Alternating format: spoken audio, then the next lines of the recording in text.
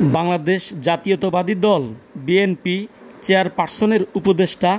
বর্তমান Bangladesh supreme court আইনজীবী সমিতির সভাপতি, সাবেক কেন্দ্রীয় বিএনপির যুগ্ম মহাসচিব ও সাবেক নির্বাচিত সংসদ সদস্য ব্যারিস্টার মাহবুবুদ্দিন খোকন সাহেবের সাথে ঈদুল আজহা ও ঈদ পরবর্তী শুভেচ্ছা বিনিময় করেন চাষিরহাট ইউনিয়ন বিএনপি, যুবদল, ছাত্রদল ও অঙ্গ সংগঠনের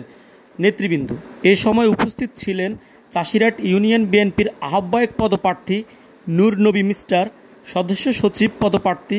আবুল বাশার, চাষিরহাট ইউনিয়ন যুব দলের আহ্বায়ক পদপ্রার্থী আব্দুল লতিফ হেলাল টুটুল, ছাত্রদলের সিনিয়র সহসভাপতি মেহেদী হাসান রানা, সাধারণ সম্পাদক আবদুল্লাহ আল মামুন বাহার সহ বিএনপি, যুবদল, ছাত্রদল ও সহযোগী অঙ্গ সংগঠনের বিভিন্ন পর্যায়ে নেতৃবৃন্দ এ সময় উপস্থিত ছিলেন।